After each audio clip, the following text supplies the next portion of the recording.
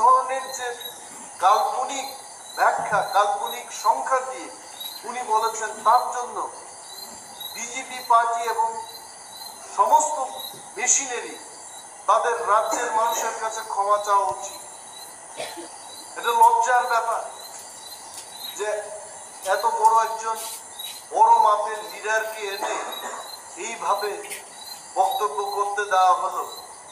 তার জন্য মানুষকে বিভ্রান্ত করার জন্য তাদের ক্ষমা চাওয়া উচিত।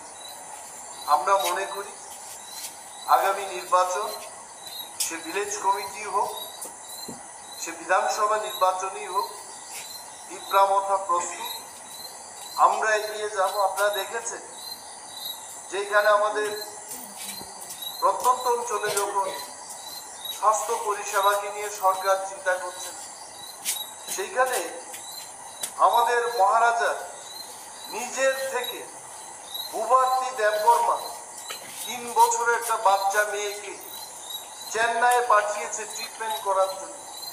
রাজ্য সরকারের লজ্জা হওয়া উচিত। যারা উন্নয়নের ফিরিস্তি মানুষের কাছে তুলে ধরতে চেষ্টা করছে, সেই তার আমলেই এই বাচ্চা মেয়েটার চিকিৎসা হলো না ত্রিপুরা রাজ্যে, সরকার তার দায়িত্ব নিল না। আমাদের পার্টির চেয়ারম্যান মহারাজ প্রদ্যুৎ মানিক্যের মধ্যস্থতায় ওনার দায়িত্বে এই মেয়েটাকে চেন্নাই পাঠানো হতো। তো আমরা জানি যে এই রাজ্যের হাজার হাজার বেকাররা যারা সরকারের কাছে আশা রেখেছিল চাকরির জন্য, এই সরকার তো আর দেবে না। আপনাদের জেগে উঠতে হবে এবং নতুন কিছু করে ত্রিপুরায় তাদের ন্যায্য পাওনা, তাদের শিক্ষাগত অনুযায়ী কর্মসংস্থানের ব্যবস্থা, সেটা নতুন দিন এবং নতুন সরকারই করতে পারে। এই আশা মানুষের কাছে আমরা রাখবো এবং আপনারা জেগে উঠবেন, গর্জে উঠবেন।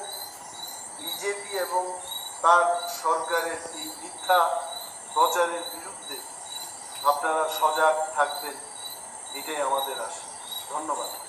তীব্রাম ওনার, আমরা চেয়েছিলাম যে যতজন বিজেপি ত্রিপুরায় আছে তারা সেই দিন যেন কুমলুঙ্গি আসে, কারণ আমাদেরও একটা অ্যাসেসমেন্টের স্কোপ ছিল যে এখনো টিপ্রাসাদের মধ্যে কতজন বিজেপি আছে। আমাদের পক্ষ থেকে এই ধরনের কোনো বাধা দান আমরা করি না। যদি কেউ করে থাকে, পুলিশ প্রশাসন তাদের কাছে, ইন্টেলিজেন্স ব্রাঞ্চ তাদের কাছে, তারা খতিয়ে দেখতে পারে। কিন্তু এবং নিজের এলাকার দিকে তাকিয়ে দেখা উচিত। এবং যারা যারা বিনা পরিশ্রমে এত বড় পজিশনে গেছে, মানুষের দুঃখ ওরা বুঝবে না, আমরা বুঝি।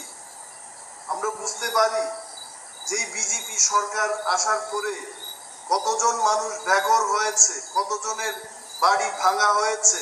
We know that. আজও ত্রিপুরার যিনি প্রধান